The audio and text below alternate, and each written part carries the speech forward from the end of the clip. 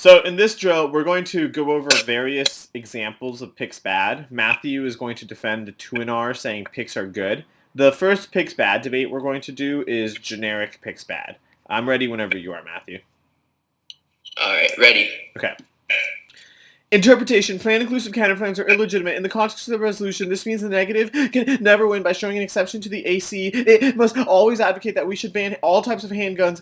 Violation. You said don't ban handguns, but rather have the 50 states ban handgun standards. One time skew. The plan inclusive counterplan renders AC useless since my opponent agrees with the AC in every situation, but the advantage he advocates this gives the affirmative 7 minutes to engage the advantage. The negative advocates while the negative has 7 minutes to develop the advantage and then 6 minutes to defend it. In the context of this case, this means that he gets to develop the federalism good debate and then has a ton of front lines on it that he can just read come the 2NR. Bad division of time violates fairness because arguments don't matter if you don't have time to make them. Time skews the most important standard of the round because if you don't have time to make arguments, you can't debate, making a prereq to all other standards. Second standard is reciprocal burdens. Pick skew reciprocity by forcing the app to defend all instances of the resolution but one. It's a lot easier to prove one instance in which we should not have the federal government ban handguns than it is to prove that we should never ban handguns. This is the exact definition of unreciprocal burdens. In the real world, we know things are not absolutely true. Topics aren't just black and white. There's a lot of gray area in them, hence we debate them. The only way to debate as an activity is possible is if we find a way to deal with that, because both debaters can run extreme situations which do not produce substantive discussions, would make evaluating rounds impossible. Picks give the negative the ability to run extreme situations because it gives the negative the burden of proving one example where the app is not true, and obviously the extreme examples are the easiest and most strategic to defend. Reciprocity, key to fairness because it ensures both debaters have an equal shot at winning the round. 3, predictability. Neg can literally pick out of anything. It can pick out of treating, it can pick out of which actor will ban handguns. It can pick out of specific handguns that they want to ban. It can pick out of specific states in which they want to ban the handguns, and it can pick out of specific groups that should not be banned from having handguns. The app has no way to predict what the negative will choose as their pick, and thus no way to prepare for that debate. Puts app at a disadvantage because the neg knows what's coming while the app doesn't. Predictability, key to fairness because it forms the basis of what I researched before a tournament, giving you an advantage if the round is unpredictable. Also hurts in-round fairness, key to clash. If I have no clue what to prepare for, my ability to engage substantively is hurt. Right.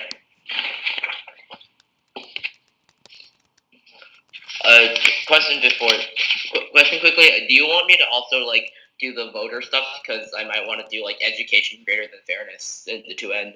Yeah, sure, you can do that. All right.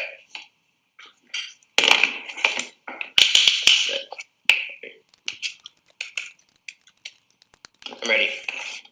Start. Go ahead. So for those of you following along at home, take prep time as well, and then give a speech and compare it to the one Matthew gives. All right. Okay, so Matthew has taken prep time, and he's going to give the 2NR, assuming he read something like the 50 states pick. What's the order, Matthew?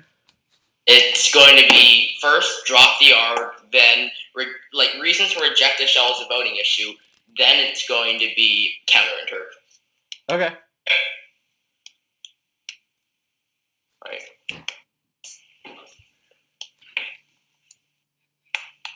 Okay. Shoot, this... why is verbatim so slow? Alright. Never mind. Yeah, I'm ready. Okay.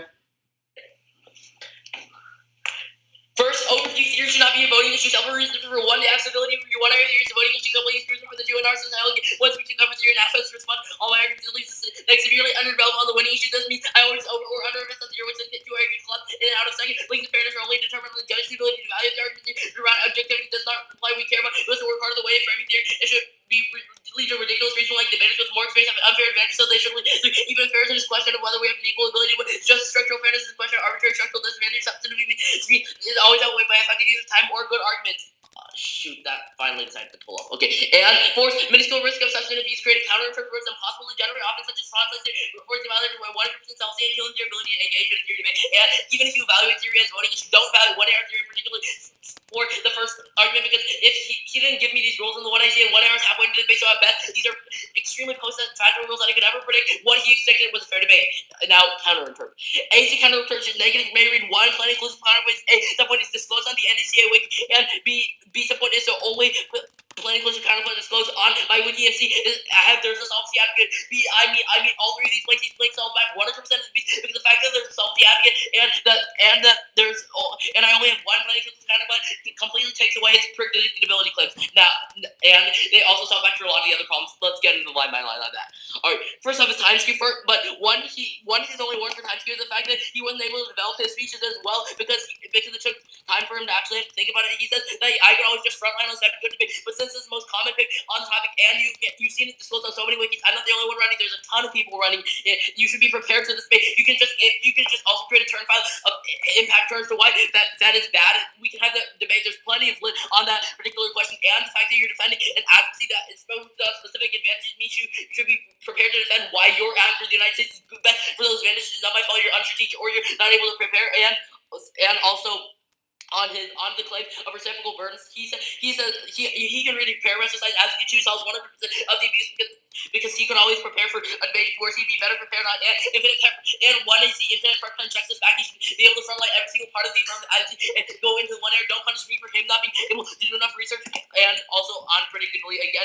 Also, don't value predictability claim or reciprocity claim because no bright lines for exactly how much reciprocity is necessary to drop a debate, especially with predictability. Because as I say, if you just close my wiki, it could be predictable. Might not be the 100% predictable thing, but that's not necessarily a reason to down. Same with reciprocity. Now, also, individual reason to prefer my counter net benefits. Alright, versus real world policymaking, picks are key to real world policymaking because the only way we can actually improve plans to make them better in the long term. Like policymakers don't necessarily look at the apple, they change the plan and make improvement on it in order to actually learn real world policymaking. Key to education is the only way we can actually learn to make our impacts and debate portable, and it's also key to fairness because that's the only thing I was prepared to come into. That was what I was prepared to come into around doing. Second is that encourage depth on topic, which means we actually learn more and we go in more in depth on specific issues. Depth outweighs breadth because you can always have a generic advantage debate, but I'm dealing with an insurance we can learn something uniquely valuable, which is key to education, and education outweighs fairness in the context. It's the only portable skill learned from debate, and it's the only portable skill we learn from debate. It's what we came here to do, and education is longer lasting impact being something we can actually measure whether or not we're able to engage each other. We can't simply measure fairness and think about maximizing fairness because then we would never be able to evaluate what's the thresholds for fairness or unfairness.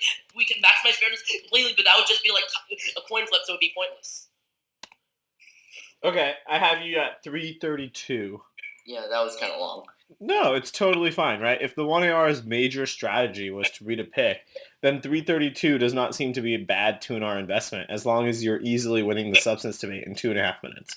Alright, sure. Also, yeah, if you noticed, I accidentally forgot to read the standards first, which is why I read them after responses to the AC standards. Yeah, I did notice. I thought that's fine, that approach. I think that you do make the flow a little bit more messy for the judge, but it's okay. There could be worse things. So let's go through this. Let's go through and figure out what was good, what was bad.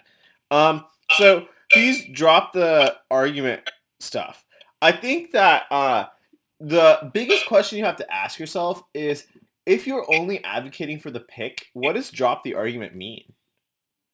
It means I would pull out, like in this particular instance, it would mean I kick my advocacy, but I go for the turns I put on the AC, like with federalism or politics. Okay. So I think that the thing you have to be careful with there is that often turns to the AF with a pick are contradictory because you're doing the majority of the AF, right? Yeah, the politics dissad that I put is specific to like the United States government's inaction, so the states would avoid it. Okay, cool. That's fine then. So the next question I have is, are these arguments written out? The drop the argument is, but nothing else. Okay, because your numbering was really off. You went AB4. Sorry, I didn't notice that. It's okay. I think that it's really important, though, when you're signposting to stay consistent. Alright. Cool? Okay. I think that these arguments are not bad. Obviously, in a real debate where I'm reading a voter as well, what the common drop the debater arguments are things like deterrence, time skew, norm setting, right? Yeah. So you would also want to invest on those. Alright. I think maybe the better approach here could be something like a bunch of reasons 1AR theory is bad, as opposed to a bunch of reasons to drop the argument. Because on drop the argument, the 2AR can leverage its arguments for drop the debater and not really have to respond to the line by line as much. Yeah. Okay, so that makes sense. So I could be really forcing them into a bigger hole with 1AR theory bad. So I mean, depending on the person I'm hitting, do you think it's worth it to have like a quick spike in the bottom of the NC that says like, don't evaluate one error theory that wasn't articulated in the AC? Yeah, I think that there's two debates you should watch for this to get an idea of what this could look like. One is Chris Kim versus Rom. Yeah, I actually had that idea because I saw Chris and Rom's debate. Cool. Okay, yeah. Definitely watch Chris Kim versus Rom. And second is watch the NSD finals from this year. That was, I think, Jack versus Neil. Alright. That debate had a bunch of 1AR theory bad. Do you know where I could find that? Yeah, I think if you just type in YouTube NSD finals, that would be enough. Alright. Okay. Cool. On the counterinterp, I don't think the counterinterp solves 100% of the abuse. I think it's just defense against predictability. It probably has nothing to do with time skew. It questionably has something to do with reciprocal burdens. But you could have a solvency advocate and still be cherry picking. True. If there's only one person writing about it. Right, exactly. Or even if there's like 100 people writing about it, it could still be cherry picking. Yeah, I guess. So I think that it's important for you to not oversell yourself on articulating the function of the counterinterp. Alright. So maybe just get the counterinterp out, then respond to the standards individually. Yeah, exactly. Exactly. And I would just say the counterinterp solves the majority of your predictability offense. Alright. Make sense? Mm-hmm. Cool. So now on time skew. It works in this case because that's probably the only pick I'll read. Yeah, cool. On time skew, I think you can make several arguments here that you are not making. The first is the 1AC should have allocated time differently. That's not your fault. Right. Okay, basically, if you're going to read so many advantages, you should probably have a more in-depth explanation of why your solvency advocate is good or something like that. Or why, like, using specifically the state or the federal government is uniquely good. Alright. Given that this is such a common pick and it's disclosed on my case wiki, if you read util, your 1AC probably should have been written in such a way that it could engage with all of that. Alright.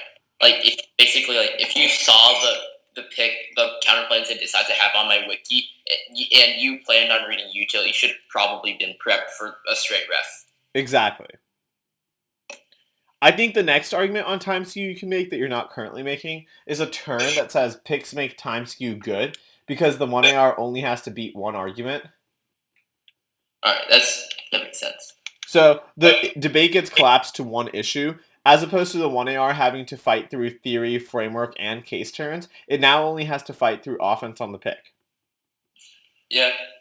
They just have to prove that the pick is a bad idea, essentially. And like I said, basically, with the argument, you could just go over impact turns to federalism and win the debate there. Right, the 1AR could be 4 minutes of federalism impact turns. Which everyone should probably have. Or politics impact turns. Right? Mm-hmm. Cool. And I think the fourth argument on time skew should be defense. Something like the purpose of all strategies is to skew time. Like, by this logic, me reading a framework would be unfair because it would force the 1AR to restart. Obviously, this argument is really poor and not true, but I think it's still worth making. Wouldn't that be similar to the strat skew inevitable argument? Yeah, it is very similar to the strat skew inevitable argument. It's just basically, we would classify this as weak impact D. What will quantify as strong impact D? Strong impact defense would be something like there's no bright line on how predictable I have to be, and a bright line is key. Alright. So sort of similar to the drop of the arc claims I was making? Yeah.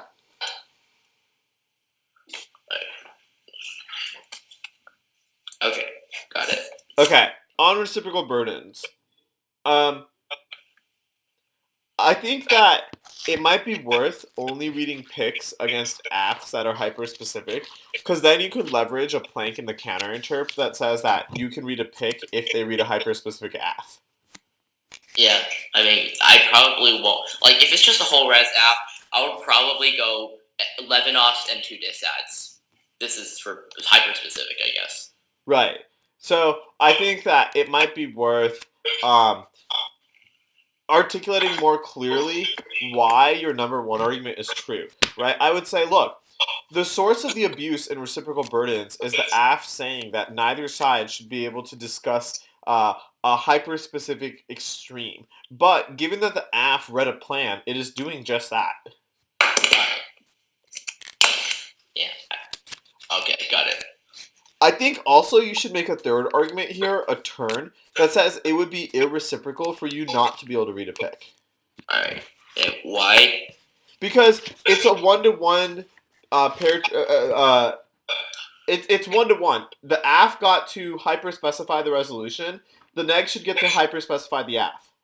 Sorry. So that was specific to if the AF read a plan. Never mind. Okay, that makes more sense. Yeah. And if the AF was whole res, it's probably not true. Yeah, it's definitely not true if the AF is whole res.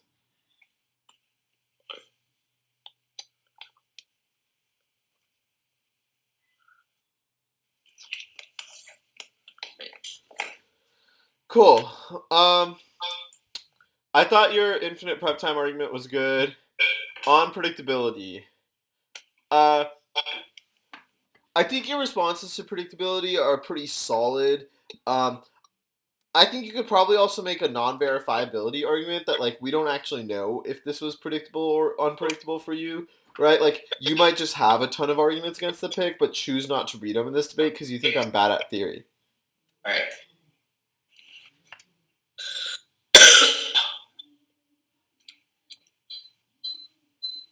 And also for depending on the app strategy, like, would I have to change up the 2N? Like, if the app invested a ton of time in this shell, then it would be different. But if they read this as a 1-minute shell, then read 3 minutes of impact turns, then I probably wouldn't be able to spend as much time on the shell, right? Yeah, definitely not. That's a very dangerous app. Okay. Because it can go for either come the 2AR. Alright.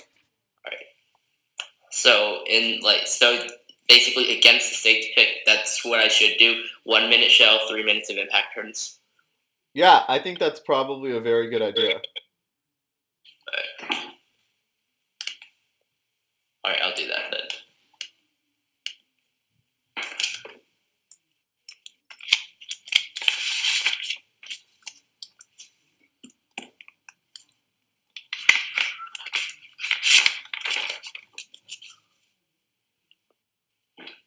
But if the app was like 2.5 minutes on theory and a bunch of like weaker arguments on the pick in the case that they didn't actually have that bad prep, then I could just like sit on the theory debate for like 4 minutes and then go for 2 minutes winning substance. Yeah, I agree. Alright.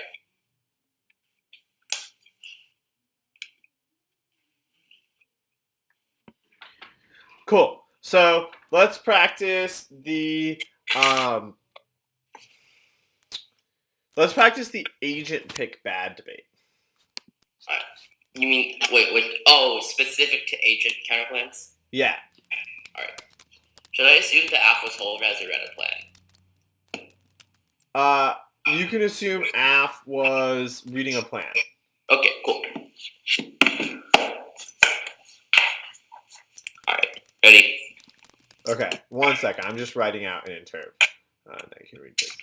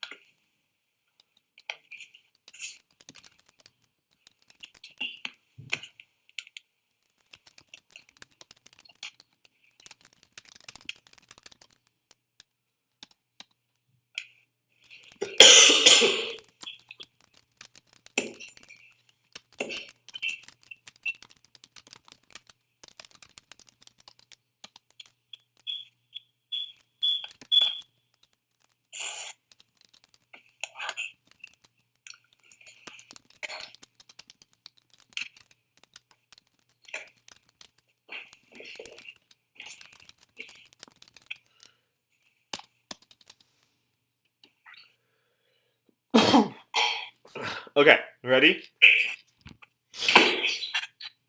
Alright. Okay.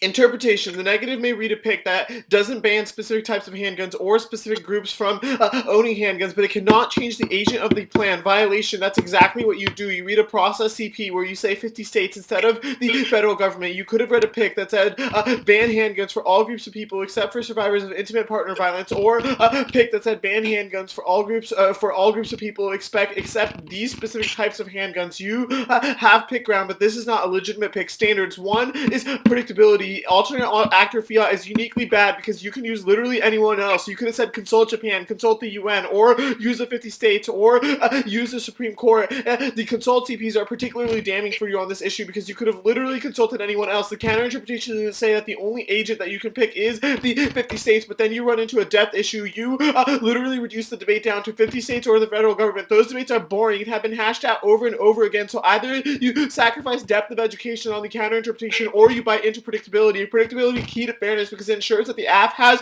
something that they can use as research to argue to answer arguments come the 1AR. Second standard is topic clash. You definitely kill topic clash. If the framers wanted us to discuss the agent of the app advocacy, they would have said specifically should the 50 states or the federal government ban handguns. They wouldn't have asked it as a question, should we ban handguns, period. The fact that the framing of the resolution is not in terms of the agent indicates that the topic clash isn't supposed to be about the agent. You kill all types of constitutionality debates. You also probably kill all types of black market debates, and you also probably kill all types of reducing gun violence or increasing gun violence debates, which is uniquely problematic because that's the core of the topic literature, which means we no longer get to discuss the things that make this topic unique. 2 impacts. A point is obviously you kill education. This is the most unique type of education because you will not discuss handgun bans post TOC, but you can discuss framework or the 50 states federalism good bad debate at summer debate camp or in practice debates. The B point is obviously key to fairness because it ensures that both debaters can leverage their preparation that they did prior to the debate tournament. Only you get to leverage it in this world. Second, or third standard rather, is clash. You kill 1AC clash because the app is focused on advocacy, not implementation. I can't be retroactive and get a redo in the 1AR. The debate has already started, which means that you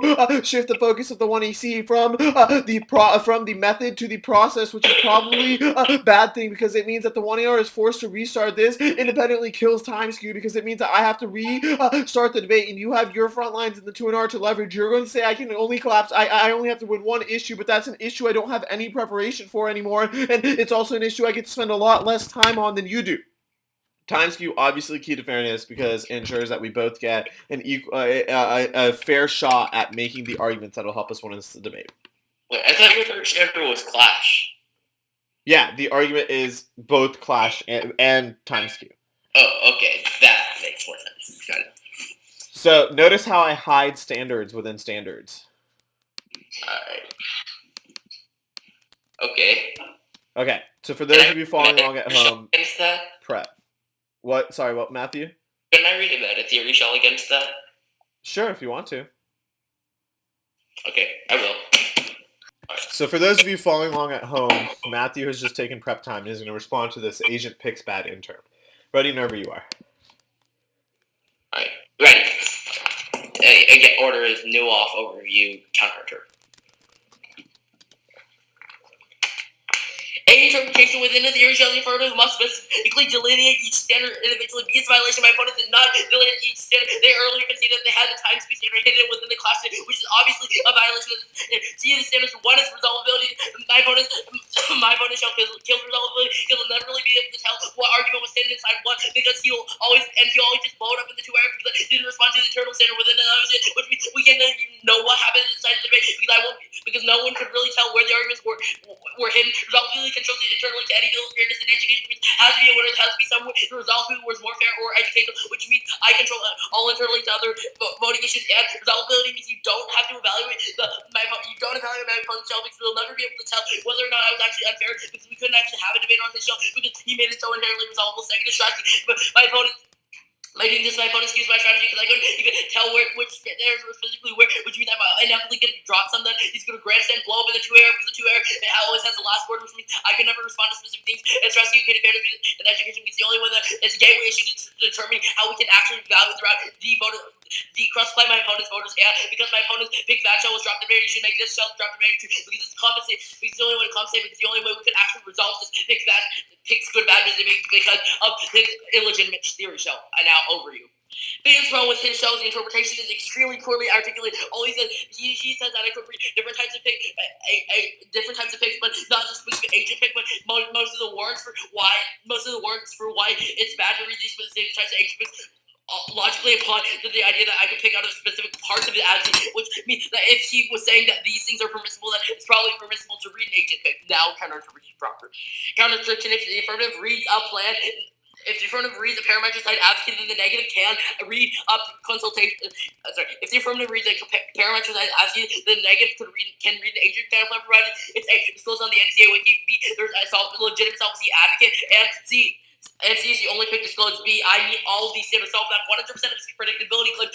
You could prep for this specific debate. And also, this is a very common pick.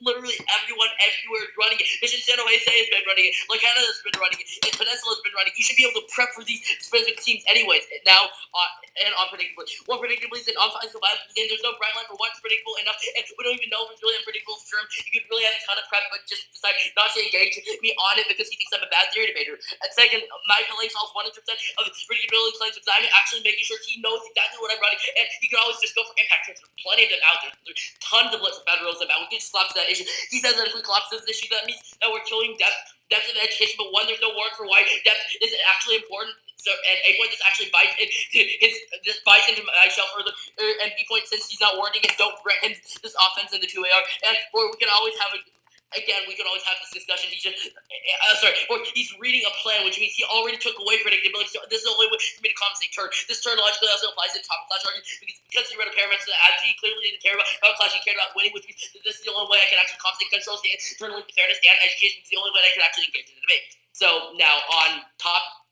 his topic, clash, and time skew arguments, group these together. One, topic clash is actually inevitable because there's always going to be clash in debate where we're not just two ships sailing. We're always going to make arguments against each other. No, it really comes down to where we want the specific clash, and he's not worrying why his particular type of clash is good. So you always err heavily neck on this issue, and also his impacts back to why I'm killing topic clash don't matter in the sense that he's reading a parametric side advocacy. And also on the time skew claims, he's just saying that he couldn't prep for this specific argument. He wasn't prepped enough on this issue, but again, that's an unfalsifiable. Time skew is probably inevitable because and we're trying to skew each other's time with the types of arguments we make. Okay. Not bad. I thought that this new interp was interesting. I think that there are legitimate arguments for the counter interp that, like, putting standards within standards is okay because often they have the same internal link. So there's a huge efficiency drop-off if I have to label them separately. I think there can also be like an AF-flex argument here and a no abuse in this debate argument here. I also think that the Wang at the bottom of the meta theory was not very good. I think you should have like neg theory outweighs AF theory, meta theory outweighs theory, this shell specifically outweighs their shell, and ideally a lot of that is pre-written. Okay. So in your redo, the first thing I want definitely redone is better weighing for meta theory. Okay. Yeah, I forgot to put in the weighing arguments at the bottom. It's okay. Do you see why that's so important, though? Yeah, because the 2AR can just grant skin on the weighing debate otherwise. Yeah, exactly. And so that really reduces the value of your shell. Right. And, like, given the strat I was going for, it was obviously going to be a theory debate. So probably, do you think in this particular scenario I could have spent, like, 4.5 to 5 minutes on theory and then just 1 minute winning substance? Yeah, I mean, obviously, I don't feel comfortable giving you such generic advice, right? It really depends on what the 1AR did. Alright, but, I mean, assuming because they read agent counterplans bad, that they weren't going to engage the agent counterplan. Well, I don't think it's necessarily contradictory if they do engage the agent QP debate. I mean, if they stood up after reading the agent counterplan and went for 3 minutes of impact turns, I could be like, dude, you could clearly engage. You had those impact turns. But that doesn't deny whether or not it's topic clash. That's true. It also doesn't deny whether or not there's a time skew. It probably only denies predictability. And Well, even that, it doesn't really deny predictability because the point still remains that you could still read any sort of consult one, all right. right? But I mean, in this particular case, like the app would be like it would probably deny predictability because if they literally cut 3 minutes of impact turns to my agent counterplan, they probably predicted it. And also for time skew, there's not really any more time skew because they've got 2 really good outs in the 2AR. Yeah, I mean, I think that it denies the in-round predictability claim, but it probably doesn't deny the norm-setting predictability claim. I guess that's fair. All right, so got it. Cool. So that's the first thing I would fix. Okay. Next thing is, I think your overview is interesting, but I think it needs to be utilized more effectively if you want to get your bang for buck out of the overview. So your argument is that the 1AR interp is extremely poor, and that most of the offense applies to reasons why all picks are bad, right? Yeah. I think that there's definitely truth to that, but I'm not sure how much truth there is, because it seems like there's still some topic clash, and the 1AC can still leverage some of its arguments if the 1N says ban all types of handguns except X, Y, and Z handguns. Right? Because then the debate is not who should ban handguns, but rather which handguns should be banned. Alright. So that's still probably not a good debate. Yeah, it's probably not still a good debate, but the point is that I think you need to invest more in this if you want to get more out of it. Alright. That makes sense, yeah? Yeah, I get what you're saying. Cool. I also think that there probably needs to be an impact to this. I don't really know what the impact of the interp being poor is. The argument I was trying to go for was he pretty much said like this inter pretty much says a lot of picks are okay except this one specific one. So it seems like a lot of the I probably should have explained this more on the standards debate, but a lot of the offense would still like in terms of predictability or topic clash would still seem to be denied if I read that specific pick. It also denies me predictability because I don't know what pick you like. Yeah, so I think those are good arguments, but those are arguments I'm not hearing from you. Like I didn't really explain that. Cool. So in your redo, you're going to explain that, yeah? Yeah. Okay. Let's go to line by line on the standards. I thought your counter interp was fine. I think the biggest problem on your line by line is that it's way too defensive. Like, way too defensive. Do you have a single offensive argument here? I like one turn about why it's necessary because you read a parametricized advocacy, but I think that's it. I don't even have that flowed as offensive. I have that flowed as that the plan kills clash as well. So it's like non-unique. Alright, so should the way I phrase that be, this pick was necessary because you read a parametricized advocacy? Right, so turn, the AF prompted the pick. Alright. Okay. I think also, some of your arguments are just like straight up not true, right? Like on Clash, for example, your number one argument about like topical clash is inevitable. The nature of debate has clash. It's just a question of where we want to clash, and there's no unique reason that clash is important. Is probably not true. The 1AR is making reasons why topical clash is uniquely important. I.e., it's the argument about you won't debate this after TOC. Alright. So you probably should engage with that. I think also the way you can engage here, the turn you can put, is that it may be common to have federalism debates in policy, but it is certainly not common to have them in LD. Alright. It's not like every AF debate you run into a pick when the neg speaks. Alright. Like, can I also add to that, like, a plank, like, look, I'm only running this against plans, so it's not going to be, like, every round I have is fed on the neg. Right, exactly. Exactly.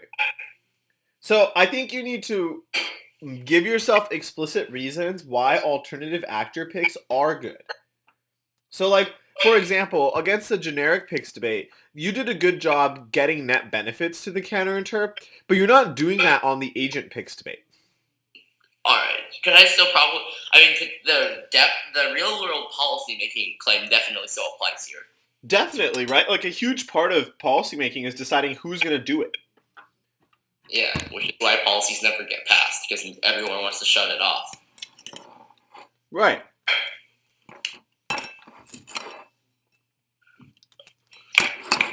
So, I mean, bottom line is, I think that you're relying way too much on the clash inevitable, topic education inevitable arguments, as well as you reading a plan bites.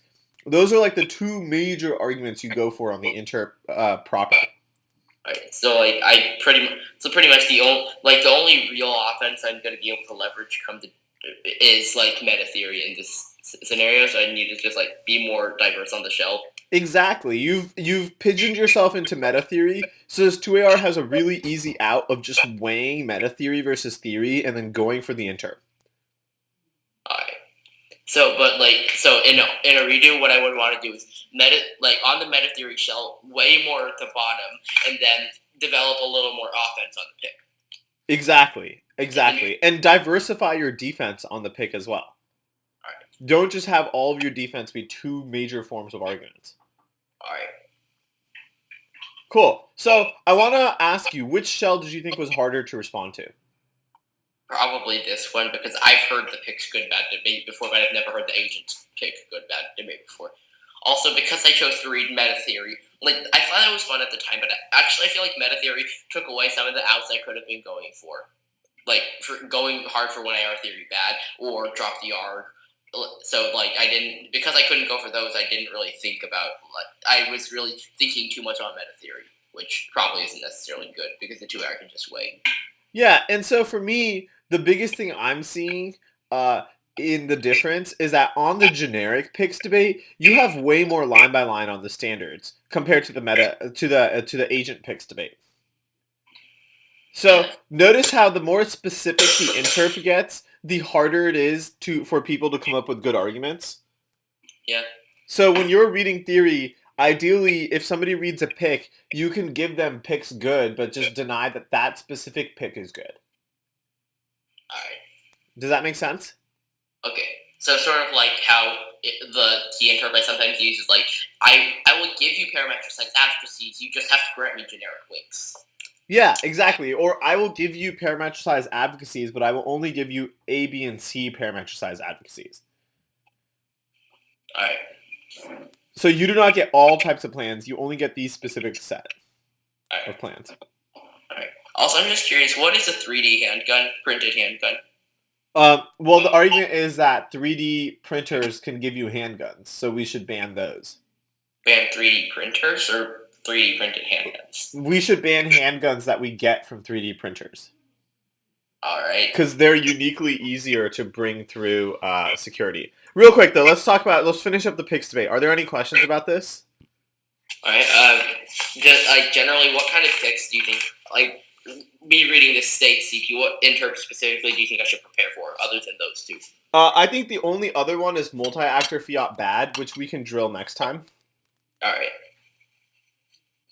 Cool. Any other questions? About this specific drill. I guess for the first shell I read, do you think since I didn't go for an RBI, but do you think I could have or not?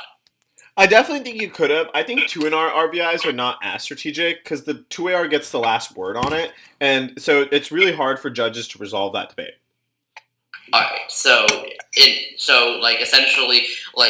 essentially the strategy I went, in a real debate, the strategy I went for in the 2N would have been pretty much what I did, just a few more specific arguments. Right, just get rid of theory would be my strategy. Right, and then win on substance. Alright, and then that's it.